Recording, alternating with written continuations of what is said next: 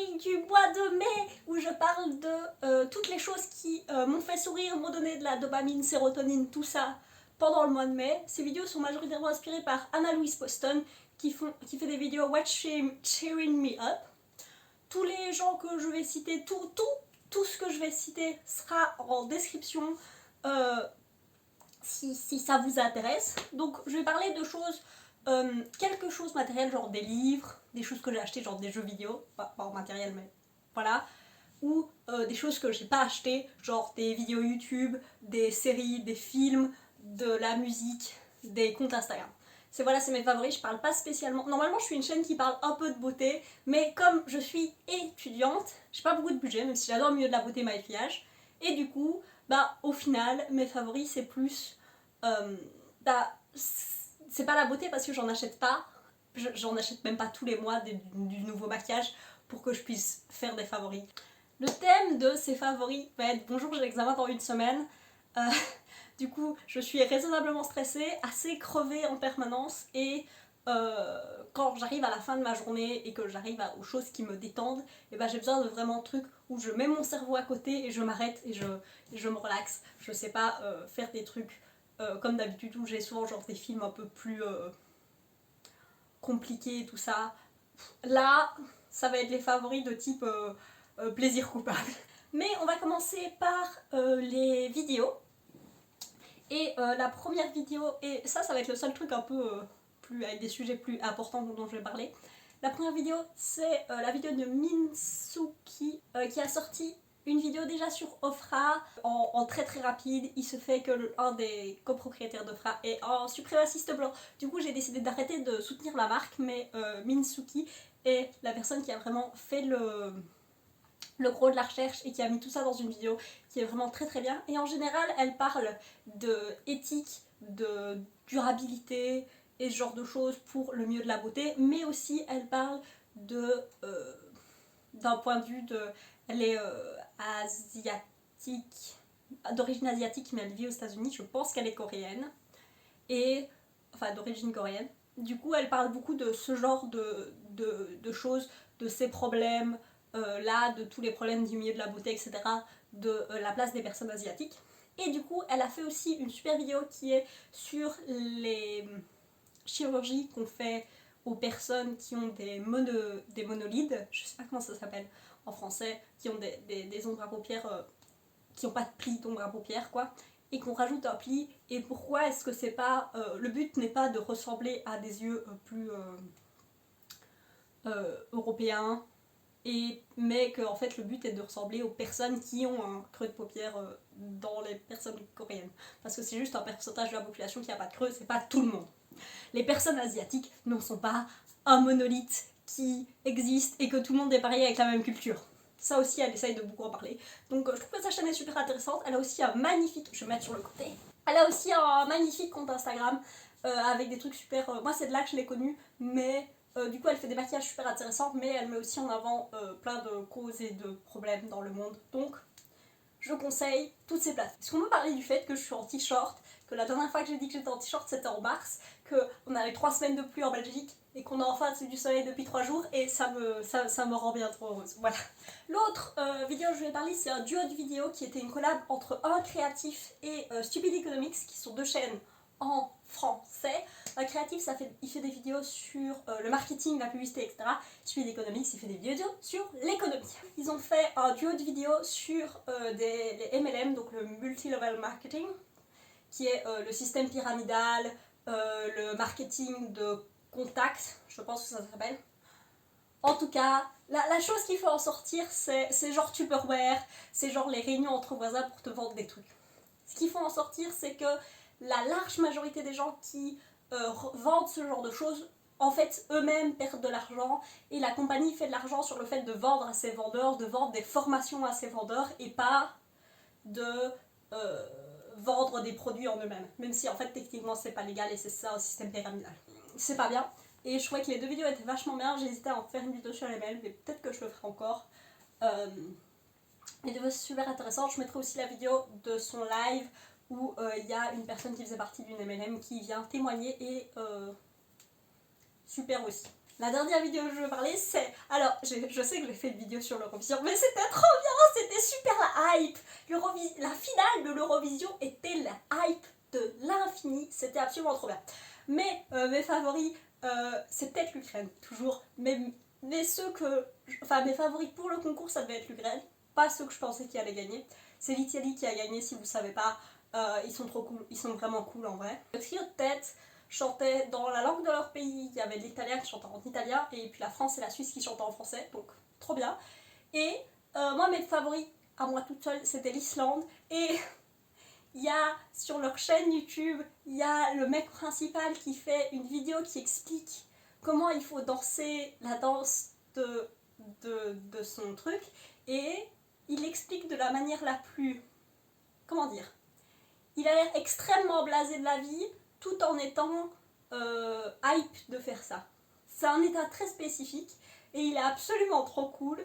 Et j'ai regardé plein d'autres vidéos sur sa chaîne, et voilà, mais la vidéo est... En plus, il explique super bien, mais de manière un peu imagée, genre, par exemple, à un moment, il doit faire ça, et il dit, genre, comme si vos mains étaient des pinceaux de peinture. Je me dis, oui, voilà, c'était trop bien, j'adore cette vidéo, et j'adore ce truc-là. Genre, au début, il explique que la chanson est là pour faire partir les monstres qui sont autour de nous. Oui, voilà. L'Eurovision, c'est un favori, j'ai fait une vidéo comme j'ai dit. Dans la majorité de la musique que j'ai écoutée ce mois-ci, je vais vite parler de ça, c'est la playlist que j'ai faite sur la musique de l'Eurovision qui sera aussi en description. C'est une playlist qui reprend des trucs de l'Eurovision mais de plein d'années et sincèrement j'ai beaucoup écouté la musique de cette année. Le reste de la musique que j'ai écouté c'est du Lofi. Bah oui, j'étudiais, donc quand j'étudiais j'écoutais du Lofi. Et foncièrement j'écoutais que de la musique sous la douche et c'était fort les mêmes musiques que celles que j'avais dit dans les favoris des mois précédents, donc pas grand chose à ajouter. Mais du coup j'ai pris quand même des transports parce que j'avais des endroits où aller de temps en temps. Je sors de cette pièce parfois, c'est vrai. Mais du coup j'écoutais des podcasts plutôt dans les bus, dans les trains, parce que j'étais un peu en mode mon esprit, j'ai la flemme d'écouter de la musique. Et les deux podcasts que j'écoute le plus, enfin que j'ai le plus écouté, c'est Fin du Game, qui est un podcast en français par les gens de Game Next Door, qui est une super chaîne qui parle de game design et tout ça, et qui ont une manière d'écrire qui est vraiment très très cool, et même leur montage est très cool. Donc c'est deux mecs, et la troisième personne c'est XR, qui a aussi une chaîne YouTube, et ils font des jeux qui va, Fin du Game, le podcast qui va au bout des jeux. Et du coup ils font ces vidéos qui vont au bout des jeux et qui sont...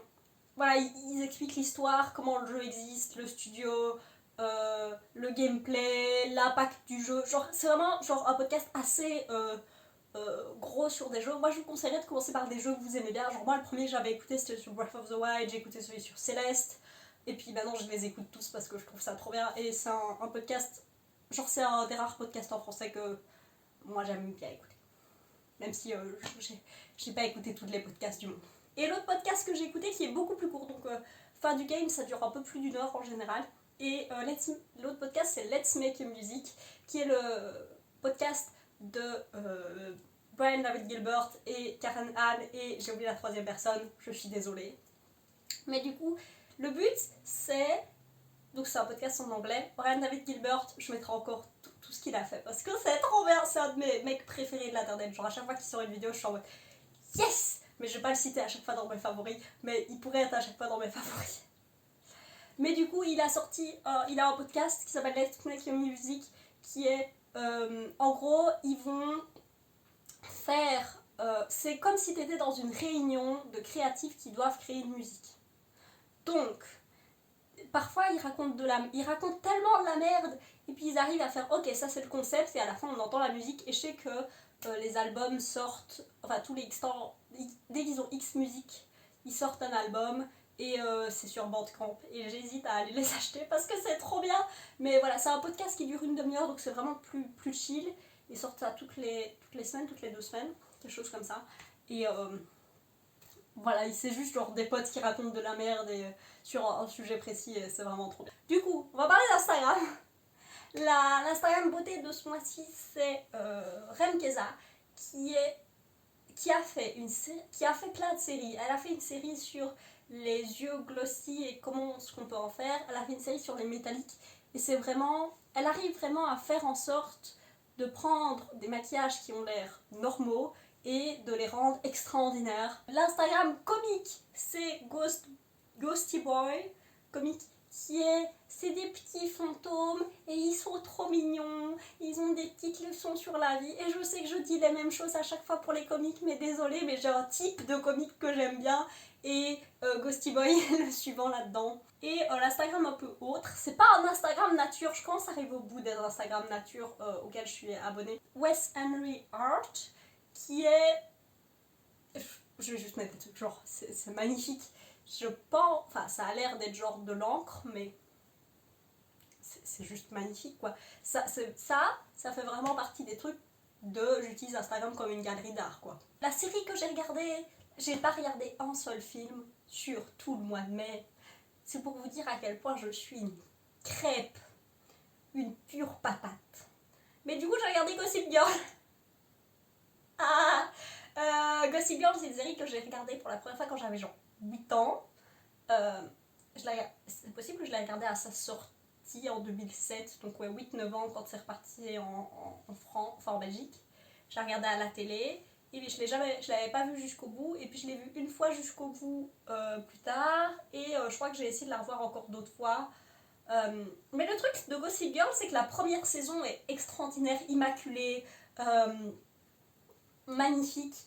Toutes les personnages sont vraiment, toutes les histoires sont vraiment bien s'intersectent super bien, tout a un impact sur tout et c'est super bien écrit. Et puis le truc c'est qu'il y a eu la crise de 2008, la première saison est sortie en 2007, du coup la deuxième saison est sortie en 2008, il y a eu la crise entre les deux et du coup ils savaient plus trop comment gérer les riches, parce que si vous ne savez pas, Gossip Girl, c'est une série sur des gens riches qui habitent dans l'Upper East Side, des jeunes, et on suit leurs péripéties.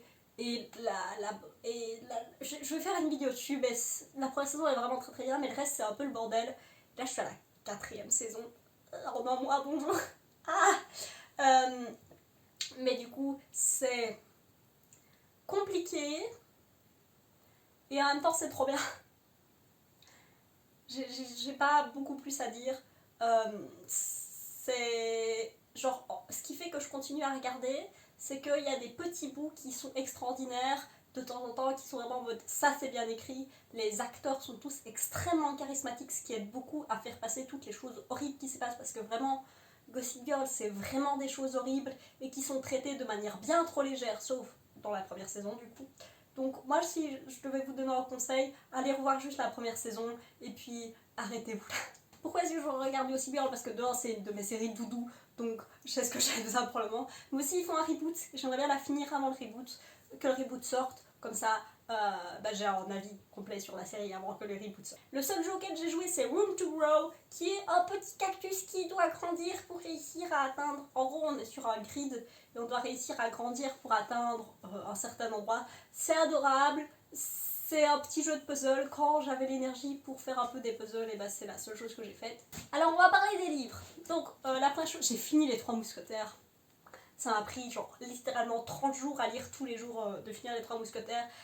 C'est trop bien, je conseille à tout le monde de lire les 3 mousquetaires. C'est très drôle. La fin est très très bien, mais elle m'a fendu le cœur, mais elle est très très bien. Maintenant je lis je lis Mansfield Park de Jane Austen. Alors Jane Austen, elle a écrit Orgueil et préjugés, elle a écrit Emma, elle a écrit Raison et sentiment. Bridget Jones, le premier film, est tiré, une adaptation moderne d'un livre de Jane Austen. C'est une écrivaine qui est extrêmement lue en secondaire aux États-Unis. C'est des trucs romantiques, mais d'époque. Et je sors de 3 mousquetaires, donc lire des trucs d'époque, c'est un peu ce que je fais. Et c'est très bien écrit, j'aime beaucoup. Pour le moment, je suis là, donc je suis pas très loin. J'ai lu une 50aine de pages. Et ouais, c'est vachement bien jusqu'à maintenant. Et ça me donne genre Voilà, j'ai vu tellement de gens en dire du bien sur le booktube anglophone qu'à un moment j'ai fait bon, ma mère a trouvé ça dans une boîte, j'en ai parlé à ma mère et elle a trouvé ça dans une boîte à livres et elle me l'a rapporté et du coup maintenant c'est ce que je lis. Mais entre les deux, j'ai pris une pause à lire des gros bouquins parce que je n'étais pas... Après les 650 pages des Trois Mousquetaires, je me suis dit que j'allais lire un truc un peu plus léger, enfin un truc un peu moins long en tout cas, et j'ai lu ceci qui est Carbone et Silicium, c'est du roman graphique. Du coup, c'est écrit par Mathieu Bablet. C'est l'histoire d'une société du futur, donc c'est de la SF, où on suit les deux premiers androïdes qui s'appellent Carbone et Silicium. Waouh, il n'y a pas de subtilité dans ce bouquin. Pourquoi? Alors, on va dire ça de manière chronologique. Pourquoi est-ce que je l'ai... Non. Si. Pourquoi est-ce que je l'ai acheté? Parce que je possède ceci qui s'appelle Shangri-La, qui est du même auteur et qui a eu un prix à Angoulême et tout. Et qui est aussi un roman graphique. C'est des grands trucs, hein. C'est aussi un très beau roman graphique. Les cases sont... Le dessin est très très beau dans les deux, ça je peux pas dire. C'est que c'est une société du futur où l'entièreté des humains restant sur la Terre sont allés vivre dans une station spatiale autour de la Terre parce que la Terre est devenue invivable à cause du niveau de pollution. Le but c'est que les humains vivent là le temps que la Terre redevienne viable. Le mec qu'on suit va être envoyé par les chefs du machin pour aller faire des enquêtes dans d'autres stations spatiales où il y a eu des explosions, mais sans aucune trace d'explosion. Genre, ça a explosé, il y a une sphère de rien, ça s'est explosé, mais on ne voit pas d'où pourrait être venue l'explosion. Il n'y a pas de trace de ça. Donc, voilà, ça va être la question de d'où viennent ces explosions. Mais en tout cas, c'est un régime dictatorial, naturellement. C'est de la dystopie. C'est de la dystopie en vrai. Et c'est très très bien. Et ce que j'aime beaucoup, c'est que le dessin dit... Enfin, le dessin arrive à dire ce qui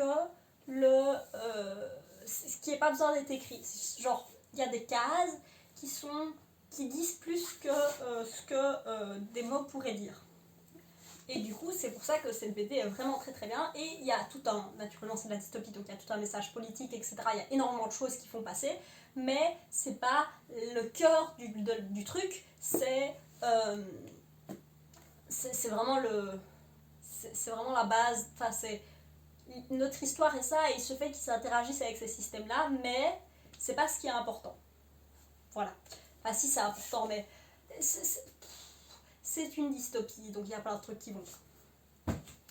Mais du coup, quand j'ai relu Shangri-La, je l'avais déjà lu, et du coup, ma mère ayant vu qu'il y avait l'auteur, enfin une autre BD, et en plus il y a une super postface écrite par Alain Damasio, qui est le monsieur qui a écrit La Horde du Contrevent. Allez lire La Horde du Contrevent, c'est un favori de la vie, c'est dans les livres que je considère que tout le monde devrait lire. Du coup, on s'est dit, go for it. Et la subtilité est partie manger des cookies. Il n'y a rien du tout de subtil là-dedans. C'est donc l'histoire des deux premiers androïdes dans une société du futur. Le but, c'est que les androïdes fassent le travail que les humains ne veulent pas faire, genre s'occuper des vieux dans les maisons de repos. Mais la subtilité est vraiment pas là. Et c'est vraiment... Il y a beaucoup plus de dialogue. Le dessin parle beaucoup moins par lui-même. Et c'est beaucoup plus vraiment du dialogue et des grosses trucs de dialogue avec... ouais, vraiment pas beaucoup de subtilité. C'est une BD qui m'a beaucoup plu. Le dessin est toujours aussi beau, mais le dessin ne sert pas l'histoire, c'est juste qu'il est beau. Donc, si je devais vous conseiller, je vous conseillerais vraiment Shangri-La, qui personnellement m'a vraiment retourné la tête. Et du coup, je l'ai relu après avoir lu Carbone et Silicium. Je me suis dit, c'était pas très bien, je vais aller relire Shangri-La pour voir si c'était aussi bien que dans mes souvenirs. Et de fait, c'est aussi bien que dans mes souvenirs. Mais ça, je vous le conseille vraiment pas. Si vous devez lire un, lisez vraiment l'autre. Voilà, c'était tous mes favoris de ce mois-ci. J'espère que vous aurez trouvé des trucs qui vous plairont, peut-être, qui vous donneront envie de faire un truc, je ne sais pas. J'espère que vous passerez une belle journée. Des bisous. Ciao.